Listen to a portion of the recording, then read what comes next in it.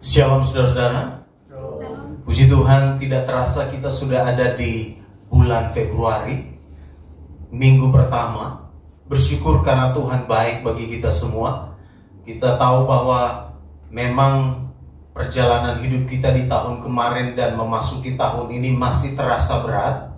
Tetapi kita percaya bahwa ketika kita berjalan bersama dengan Tuhan, maka kita pasti akan melihat bahwa kekuatan, sukacita, damai, sejahtera Dia akan memberikan semua bagi kita.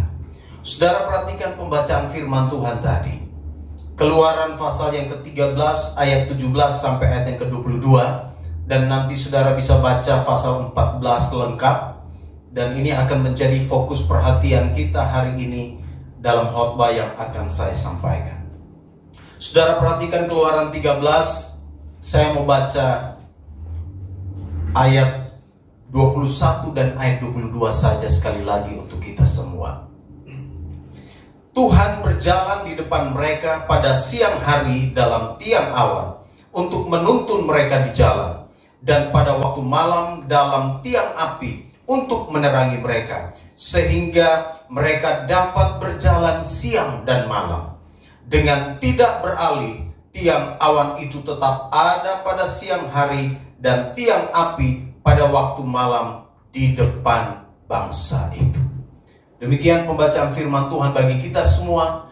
Tema khotbah hari ini yang akan saya sampaikan buat kita yaitu Tuhan membimbing umatnya. Tema ini masih ada kaitannya dengan tema besar kita dalam 3 bulan pertama. 3 bulan pertama, Januari, Februari, dan Maret. Tema besar kita berjalan bersama Allah. Dan ini tema kecil, yaitu Tuhan membimbing umatnya. Saudara-saudara yang kekasih di dalam Tuhan Yesus Kristus, kalau kita membaca perikop ini, maka di sana kita dapat melihat ini merupakan cerita bagaimana Tuhan membawa umat Israel keluar dari Mesir. Dan Dia berjanji membimbing mereka, Dia berjanji menuntun mereka.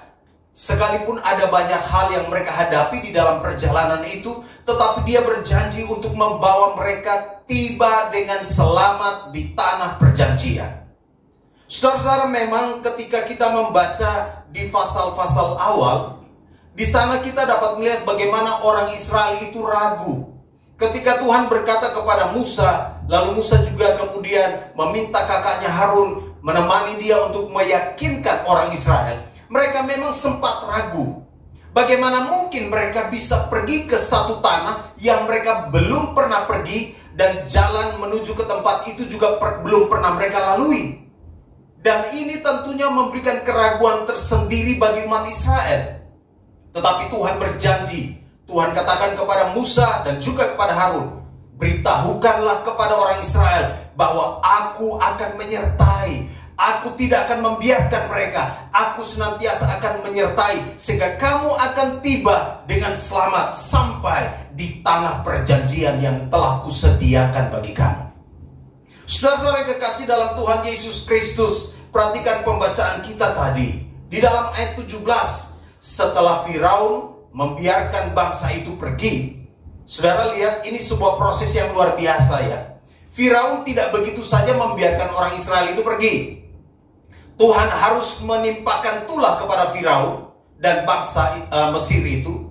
Mulai dari air menjadi darah dan seterusnya dan seterusnya. Firaun masih berkeras hati. Tulah pertama, kedua dan seterusnya. Sampai pada akhirnya Tuhan membunuh anak sulung orang Mesir itu. Dan akhirnya Firaun pun menyerah. Bukan hanya anak sulung orang Mesir saja, tetapi kalau saya tidak salah baca, anak sulung ternak pun semua mati. Yang sulung-sulung semua pun dibinasakan. Dan akhirnya Firaun pun mengizinkan orang Israel keluar, meninggalkan Mesir. Itu sebabnya ayat 17 bilang, setelah Firaun membiarkan bangsa itu pergi, Allah tidak menuntun mereka melalui jalan ke negeri orang Filistin, walaupun jalan itu yang paling dekat. Sebab firman Allah, jangan bangsa itu menyesal apabila mereka menghadapi peperangan sehingga mereka kembali ke Mesir. Saudara kekasih di dalam Tuhan Yesus Kristus, Ketika kita berbicara tentang Tuhan membimbing umatnya, maka dari bagian firman Tuhan ini saya melihat ada beberapa kebenaran penting tentang tema kita, tentang Tuhan membimbing umatnya. Dan hal pertama, kebenaran pertama yang saya lihat di dalam ayat 17 dan ayat 18. Pertama, Tuhan memiliki rute yang terbaik. Ketika Tuhan membimbing umatnya, ketika Tuhan berkata kepada Musa dan Harun bahwa saya akan memimpin, saya akan menuntun orang Israel keluar dari tanah Mesir, pergi ke tanah perjanjian, maka Tuhan sudah tahu rute mana yang terbaik. Tuhan punya rute yang terbaik. Tuhan memiliki rute yang terbaik untuk membawa umat Israel keluar dari Mesir menuju ke tanah perjanjian. Saudara, Alkitab berkata kepada kita, Tuhan memilih rute yang berbeda, yang sedikit berbeda, dan rute itu ternyata agak sedikit lebih panjang. Seandainya hari itu, kalau Musa diberikan peta atau peta? Peta. Kalau Musa diberikan peta, kalau hari itu sudah ada peta, lalu Musa diberikan pilihan untuk memilih rute mana yang akan dipilih oleh Musa, atau rute mana yang akan dipilih oleh bangsa Israel, maka saya percaya mereka pasti akan pilih rute pendek, rute yang lebih cepat sampai. Dan itu kita maunya begitu ya. Coba kalau saya bilang, oke, mari kita pergi dari sini, kita mau pergi ke Grogol nih, kita mau pergi ke Jakarta Barat. Lalu saya bertanya, kira-kira kita mau lewat rute mana ya? Yang sudah punya pengalaman atau yang tahu sedikit gambaran ke Jakarta Barat, pasti akan pilih. Dari sini, kita kemudian Casablanca, betul? Lurus saja terus. Kemudian nanti ada belok di sana, belok sini, kemudian terus sampai di Jakarta Barat. Atau di Grogol lah. Tapi kemudian saya bilang, kalau kita ke Grogol, lebih bagus rute yang paling baik dari sini, kita ke Kelapa Gading dulu deh. Dari Kelapa Gading, kita pergi ke Tanjung Priuk lagi. Dari Tanjung Priuk, baru kita mulai belok lagi ke Ancol. Kemudian kita terus lagi ke sana. Nanti sampai di sana, kita belok lagi ke sini, masuk lewat Petamburan. Lalu kemudian baru kita terus ke sana, baru sampai di Grogol. Pasti ada yang tidak mau ikut. Ya kan? Pasti ada yang bilang, ini buang-buang waktu aja. Ada yang bilang, ini rute apaan ini? Mutar sana, mutar sini. Tapi saudara gue kekasih, kalau kita lihat, cermati apa yang dikatakan oleh firman Tuhan bagi kita semua, Tuhan memang memilih rute yang berputar. Dan rute yang berputar itu tidak selamanya buruk. Rute yang panjang itu tidak selamanya tidak baik. Tuhan memimpin orang Israel, dia bilang, saya mau membawa kamu itu melalui jalan yang berputar. Ayat 18 bilang, tetapi Allah menuntun bangsa itu berputar melalui jalan di padang gurun menuju ke laut Teberau. Dengan siap sedia berperang, berjalanlah orang Israel dari tanah Mesir. Tuhan memiliki rute yang terbaik untuk perjalanan orang Israel ini. Dia pilih rute yang panjang dan berputar. Tuhan punya alasan tersendiri kenapa dia harus pilih rute itu. Tuhan punya alasan sendiri mengapa dia harus membawa orang Israel melalui rute itu. Ayat itu berkata, di dalam ayat 17 ada alasan Tuhan. Di sana dikatakan, walaupun jalan ini yang paling dekat, sebab firman Allah, jangan-jangan bangsa itu menyesal apabila mereka menghadapi peperangan sehingga mereka kembali ke Mesir. Tuhan tidak pakai rute yang terdekat. Tuhan tidak ambil rute yang lebih cepat. Sebab Tuhan tahu bahwa orang Israel ini belum siap berperang. Mental mereka belum siap untuk ketika berhadapan dengan musuh. Mereka masih awal ini. Ini baru awal keluar mereka ini. Dan mereka belum siap. Dan Tuhan katakan jangan-jangan nanti mereka menyesal apabila mereka menghadapi peperangan. Oleh bagus kita pulang ke Mesir aja. Tuhan ini bawa kita masuk ke sini. Kenapa dia lewat sini? Kita berperang di sini. Wah, ini susah sekali. Dan itulah alasannya Tuhan tidak memilih rute pendek untuk membawa orang Israel. Saudara, Kadang-kadang Tuhan membawa saudara melalui jalan yang berputar. Kadang-kadang Tuhan membawa kita melalui jalan berlikunan panjang. Kadang-kadang kita mau mencapai satu titik di sini. Kita punya keinginan, kita punya kerinduan untuk sampai di sini. Kita berpikir bahwa kita akan ambil keputusan, dan keputusan kita itu akan cepat membawa kita sampai di sini. Tetapi ternyata Tuhan bilang tidak, saya tidak mau ambil rute itu. Tuhan tidak mau ambil Tuhan tidak mau ambil rute perjalanan itu. Dia mau membawa kita berputar sedikit lebih lama, sedikit panjang perjalanan itu, tetapi Tuhan membawa kita melalui jalan yang aman dan menghindarkan kita dari masalah-masalah yang besar. Saya mau katakan begini, kalau Tuhan membawa kita melalui sebuah jalan yang berputar, karena Dia sudah tahu ada sesuatu yang besar yang mungkin akan terjadi kepada kita, sehingga Dia tidak mau kita lewati rute itu. Rute Tuhan panjang, tetapi selalu indah. Amin.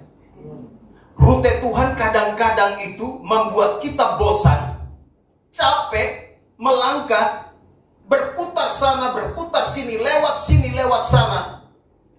Tetapi nikmati saja, sebab Tuhan pasti akan membawa saudara dan saya sampai di tujuan yang ditetapkannya. Rute Tuhan sekalipun itu panjang, selalu di ujung sana ada keindahan. Selalu di ujung sana Dia menyediakan semua yang terbaik. Karena itu saudaraku yang kekasih, kalau hari ini sepertinya saudara dan saya sedang ada di dalam sebuah perjalanan yang panjang, percayalah, sekalipun itu perjalanan panjang, rute Tuhan selalu yang terbaik.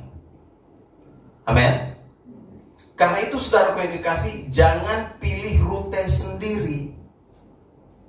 Jangan pilih jalan sendiri. Sebab kalau saudara dan saya pilih jalan sendiri, buat keputusan untuk ambil jalan sendiri, untuk pakai kita punya kalkulasi, hitung-hitungan untuk melangkah, maka saudara akan sampai di satu titik dan engkau akan menyanyi lagu ini. Ku tak dapat jalan sendiri. Terusnya, Tuhan tolong padaku, biarlah sinarmu menerangiku, sebab ku tak dapat jalan sendiri. Biarkan Tuhan memimpin kita melalui rutenya. Siapa bilang ketika Tuhan memimpin kita melalui rutenya itu semuanya aman? Tidak. Siapa bilang bahwa rute Tuhan itu selalu baik-baik saja? Tidak ada hambatan, tidak ada tantangan. Siapa bilang? Perhatikan rute yang Tuhan pilih, ayat 18. Dia menuntun bangsa itu berputar melalui jalan di padang gurun menuju ke laut Teberau. Tuhan bawa orang Israel, rutenya ialah siap untuk melewati laut Teberau. Wah, ini lebih mustahil lagi ini. Laut Teberau ini nama lainnya laut apa? Iya, Laut Merah. Laut Merah itu bukan laut yang kecil, itu laut yang panjang. Itu juga lebarnya itu bukan, kami sudah lewat itu beberapa waktu kemarin dan tahu persis. Astaga. Waduh, memang mustahil ini kalau ada yang lewat di sini. Jumlah orang Israel yang keluar kurang lebih 1 juta, kurang lebih 2 juta, karena ada bangsa-bangsa lain, orang-orang lain juga ikut dengan mereka. Lalu disuruh lewat Teberau. Hei, zaman itu belum ada kapal. Kalau sudah ada kapal pun, berapa banyak kapal yang harus disiapkan untuk seberangin orang-orang ini? Mungkin orang-orang Israel bilang, gila ini perjalanan ini. Disuruh kita lewat laut Teberau. Bagaimana mau menyeberang? Yang kalau mau berenang pun berapa jauh sih? Nggak bisa. Tapi itulah rute yang Tuhan pilih. Tuhan memiliki rute tersendiri. Dia mau membawa orang Israel itu melewati rute ini, laut Teberau. Dia mau mereka berputar sedikit. Sekalipun laut itu begitu dahsyat, begitu panjang, begitu menakutkan, tapi Tuhan tetap memilih rute itu. Sebab menurut Tuhan, rute lewat laut Teberau itu yang terbaik. Kalau saudara sedang berjalan hari ini dan sedang berjalan bersama dengan Tuhan, lalu engkau sepertinya sedang ada di tengah-tengah situasi yang sulit, di hadapan saudara, di depan saudara sepertinya ada tembok-tembok penghalang yang begitu luar biasa, seperti ada laut Teberau yang susah untuk ditembusi. Saya mau berkata begini kepada saudara dan saya, kalau itu memang rute yang Tuhan pilih, tidak usah mundur. Ikut saja, berjalanlah bersama-sama dengan Dia. Biarkan Dia memimpin saudara dan saya, dan Dia pasti akan membawa saudara dan saya lewat rute itu. Dan tidak ada yang bisa menghalangi Tuhan kalau Dia sudah membawa kita masuk melalui rutenya. Karena itu saudaraku yang kekasih, ini kebenaran pertama saudaraku yang kekasih. Kita yang dipimpin oleh Tuhan, kita yang berjalan di dalam bimbingan Tuhan, kita harus tahu bahwa Tuhan selalu punya rute tersendiri. Karena itu saudara dan saya harus berdoa dan selalu berkata, Tuhan, jalan mana yang harus saya ambil? Rute mana yang Tuhan mau saya ambil? Lewat mana Tuhan? Masalah ini saya harus ambil jalan keluarnya seperti apa Tuhan? Berdoalah, berserulah kepada Tuhan. Dan pastikan bahwa saudara dan saya sedang ada di dalam bimbingan dan tuntunannya. Hal yang kedua, ayat 21-23.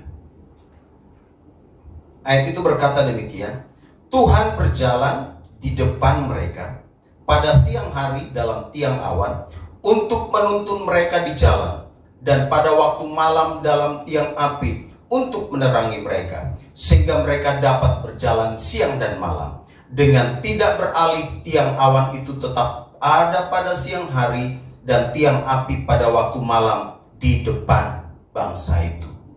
Kebenaran kedua tentang Tuhan membimbing umatnya, kebenarannya ialah Tuhan selalu hadir di tengah umatnya. Tuhan selalu hadir. Alkitab berkata, dengan tidak beralih, tiang awan itu tetap ada pada siang hari dan tiang api pada waktu malam di depan bangsa itu. Tuhan selalu ada di tengah-tengah umatnya. Tiang awan dan tiang api itu tidak beralih. Alkitab katakan, pada siang hari tiang awan itu berjalan di depan mereka, pada malam hari tiang api untuk menerangi mereka. Ini menunjukkan kehadiran Tuhan. Mereka ada di dalam perjalanan yang panjang. Tuhan membimbing mereka. Tuhan tidak bilang kepada Musa, "Hei Musa, kau dengar baik-baik ya sama Harun. Yang saya mau, kamu nanti dari sini, kamu menyeberang ke sana, rutenya lewat titik ini, terus sudah, jalan sudah ya. Nanti ketemu kita, saya tunggu di tanah perjanjian." Tuhan tidak bilang begitu kepada Musa. Dia kasih tahu rutenya, tetapi dia ada bersama-sama dengan umatnya. Dia hadir di tengah-tengah mereka. Dia hadir dalam tiang awan dan tiang api. Saudara, ini menarik sekali. Dulu saya sudah pernah khotbah tentang tiang awan dan tiang api. Tapi saya ingin memberikan gambaran untuk kita saja. Tiang awan di waktu siang itu berfungsi untuk bukan hanya menuntun, bukan hanya memberi arah. Karena jangan lupa, ini kurang lebih 1 juta orang yang jalan nih. Perlu ada tanda. Mereka harus lewat mana? Mereka harus bergerak lewat mana? Tiang awan ada di depan sana. Dan ketika mereka melihat tiang awan itu berbelok mungkin, mereka akan ikut arah itu. Ketika tiang awan itu berhenti, mereka berhenti. Nanti saudara baca sendiri, di Keluaran 40 ayat 38, Bilangan 9 ayat 15 sampai 23, Bilangan 14 ayat 14, Ulangan 1 ayat 33, 1 Korintus 10 ayat 1. Saya catat ayat-ayat ini. Bagaimana tiang awan itu menuntun, memberi arah.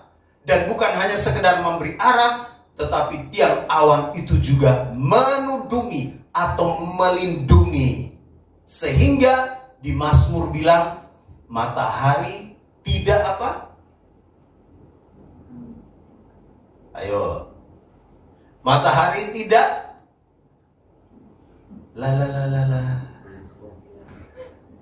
matahari tidak menyakiti engkau pada waktu.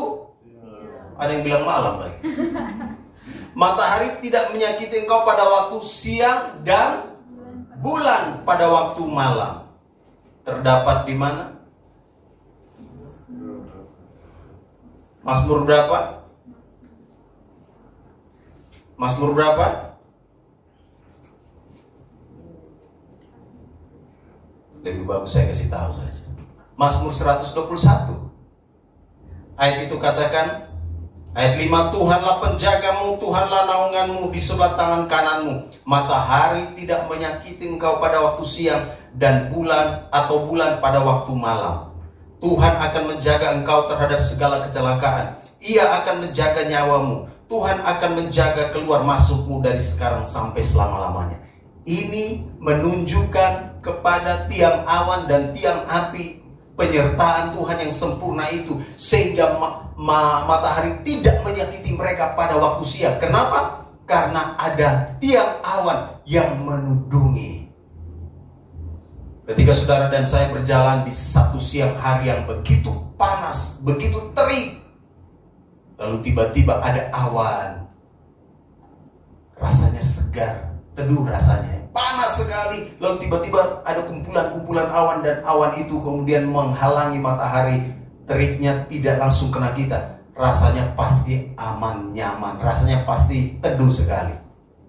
Saudara, Tuhan menuntun mereka. Dia hadir dalam tiang awan dan tiang api.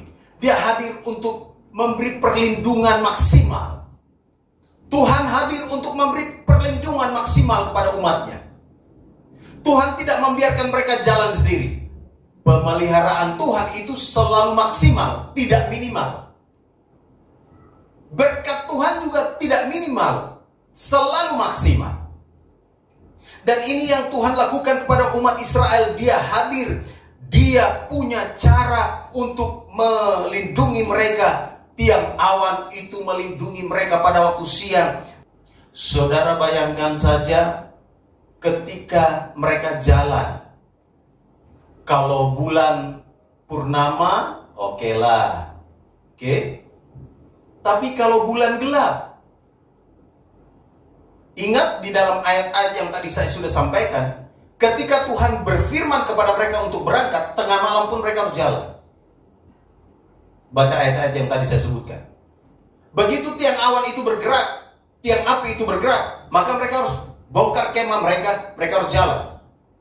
Itu sebabnya ketika mereka harus berjalan di malam hari, mereka perlu cahaya, mereka perlu terang untuk menerangi langkah mereka.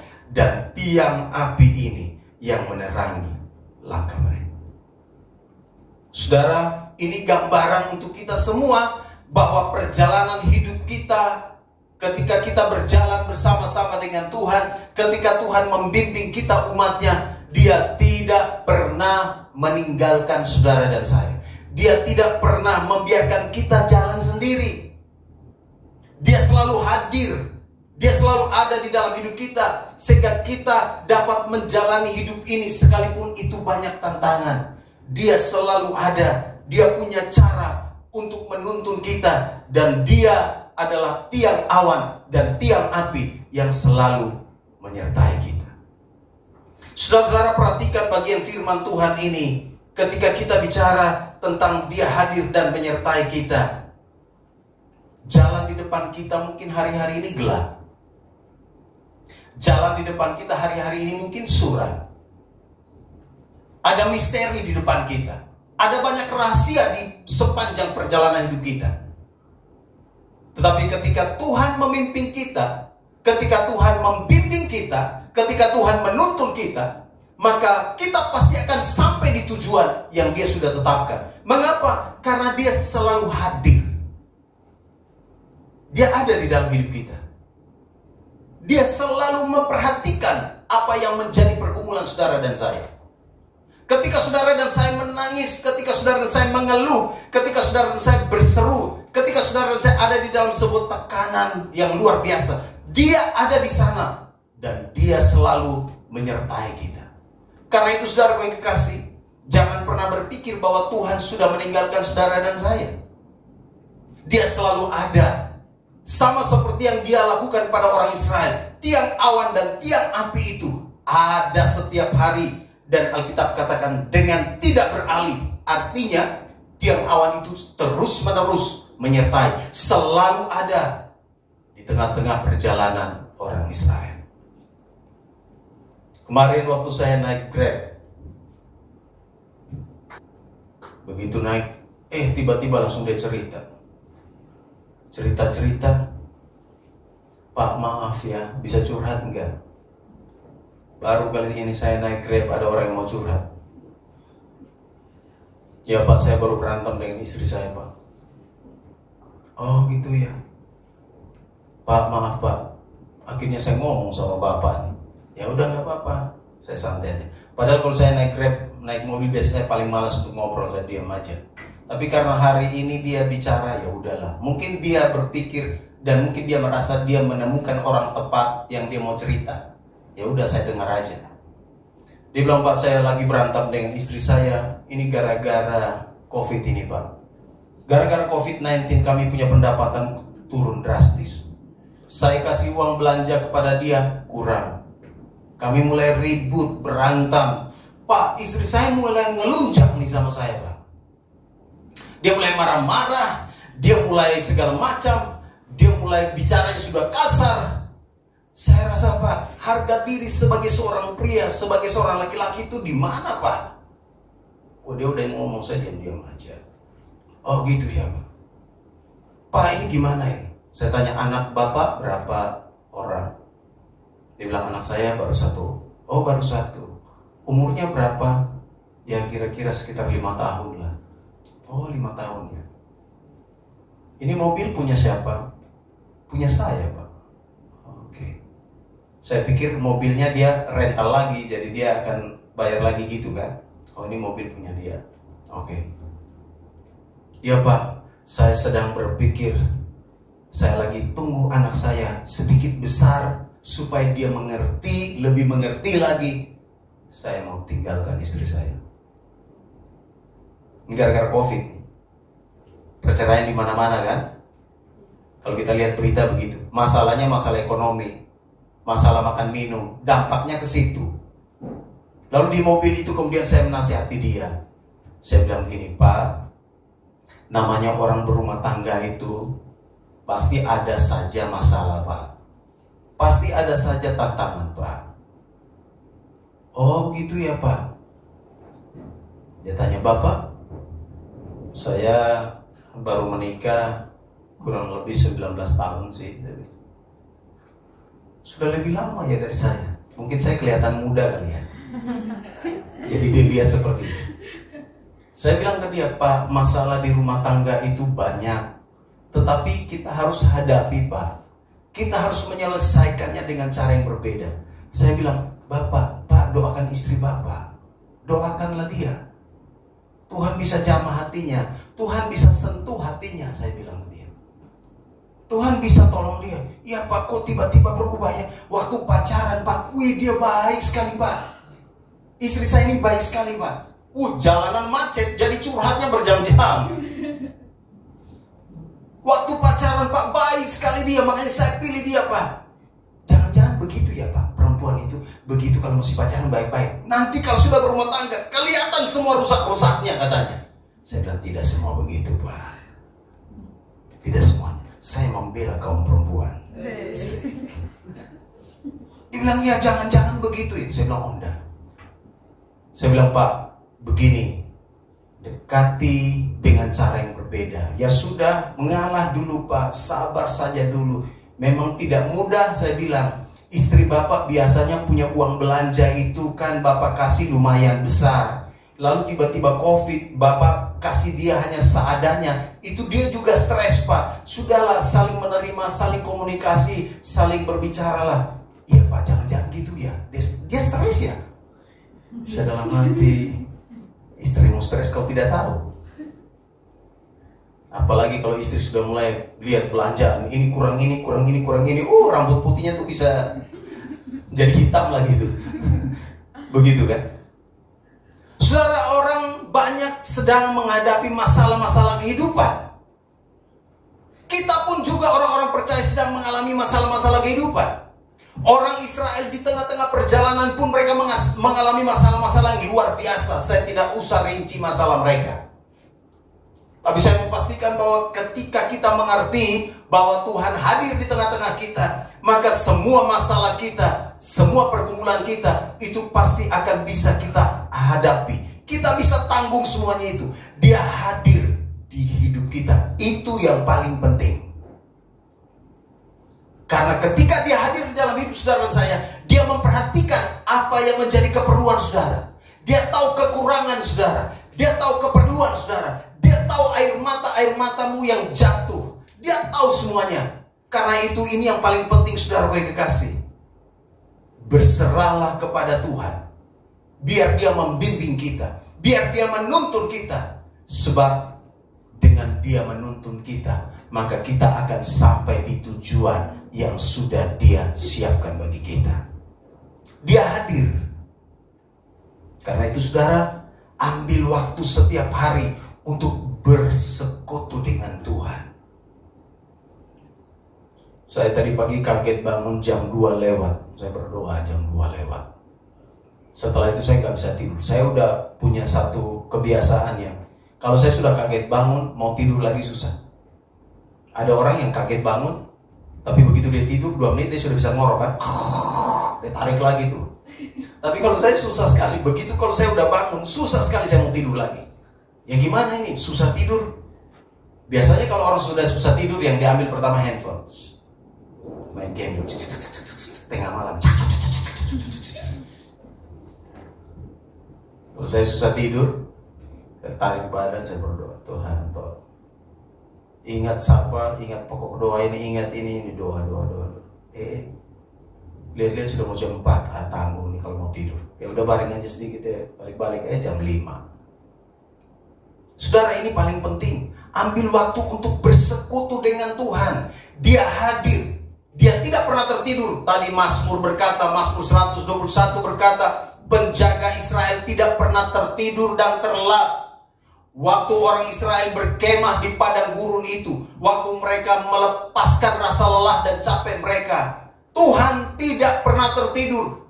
Tiang awan dan tiang api itu senantiasa ada di tengah-tengah mereka. Dia melindungi mereka. Dan inilah Tuhan yang kita sembah. Dia membimbing kita. Perlindungan kita dari Tuhan itu maksimal.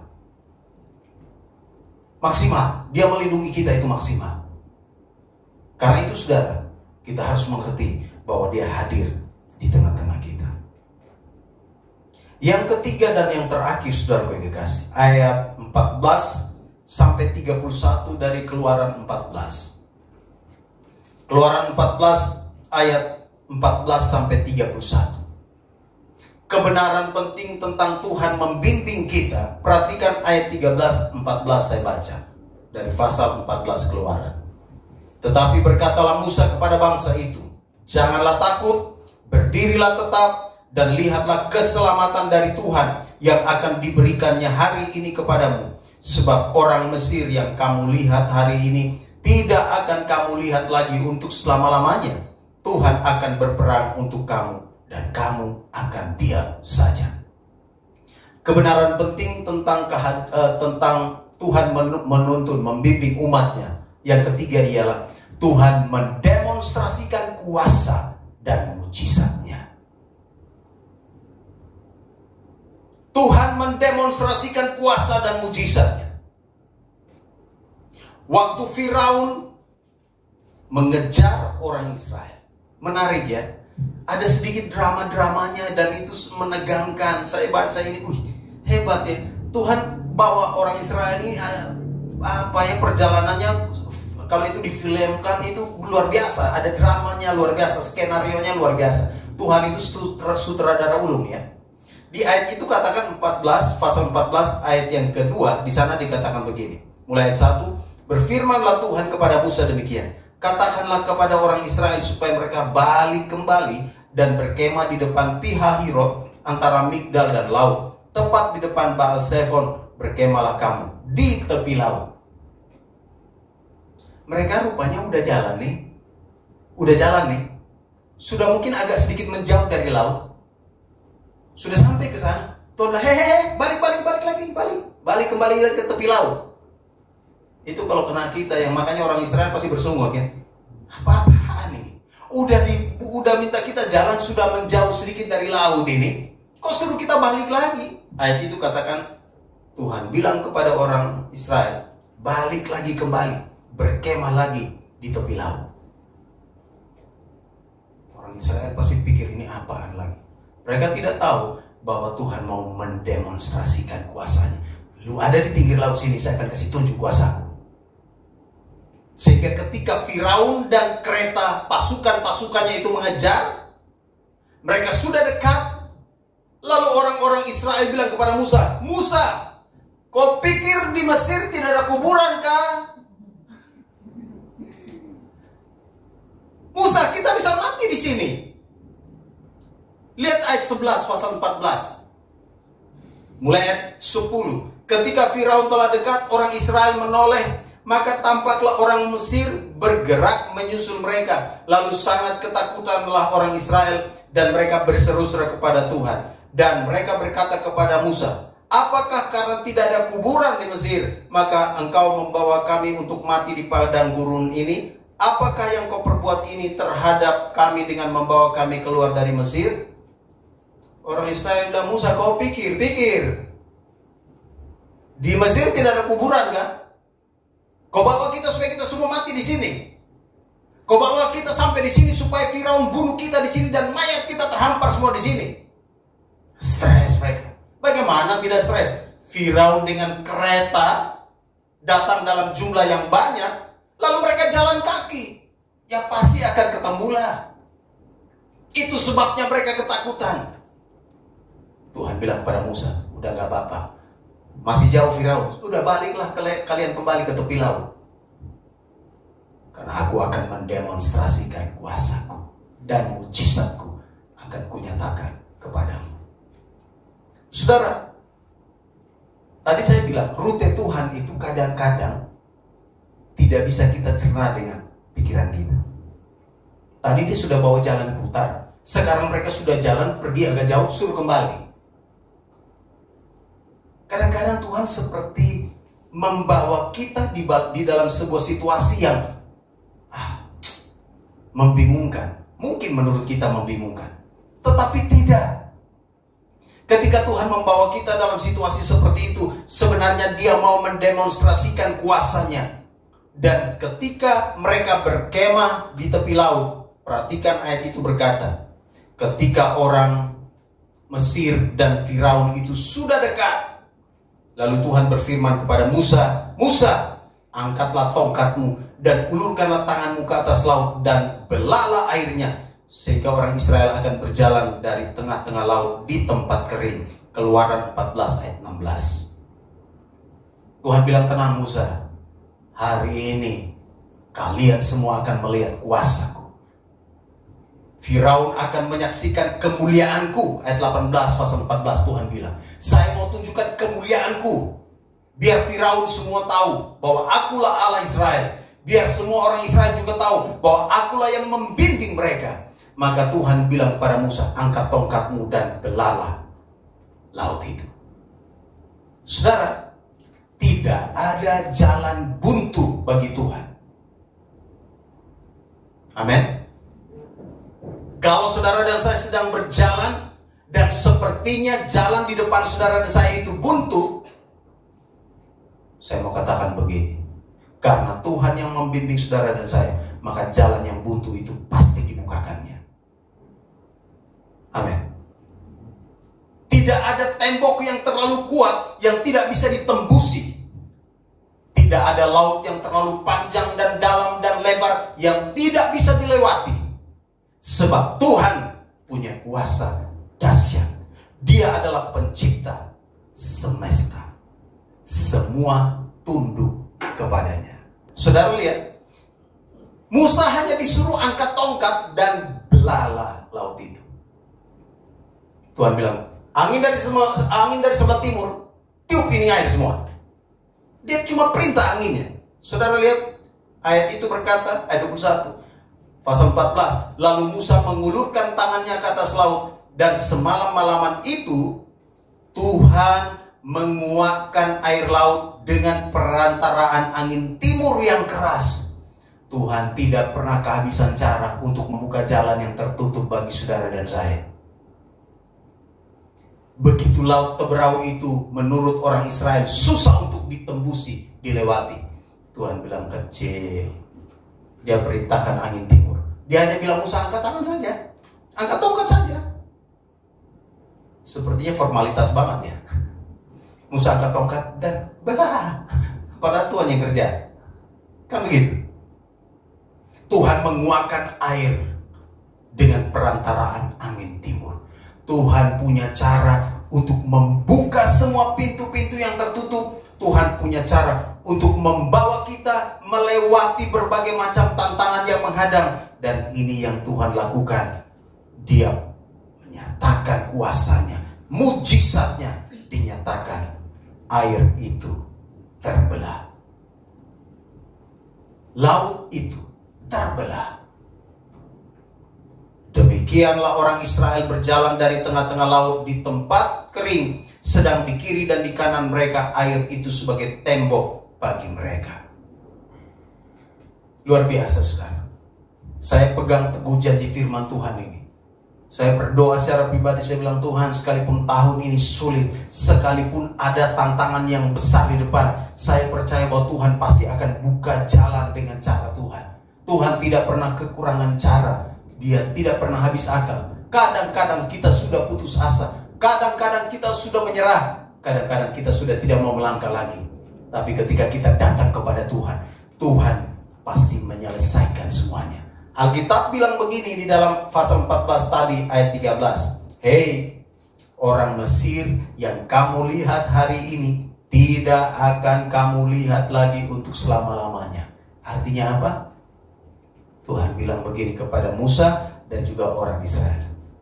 Orang Firaun dan orang Mesir yang menjadi masalahmu, yang sedang mengejar-ngejar engkau, yang hendak membunuh kalian.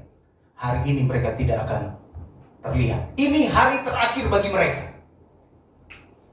Mereka yang kamu lihat hari ini, mereka tidak akan kamu lihat lagi selama-lamanya. Artinya apa? Tuhan bilang, satu kasus, case close. Satu kasus selesai.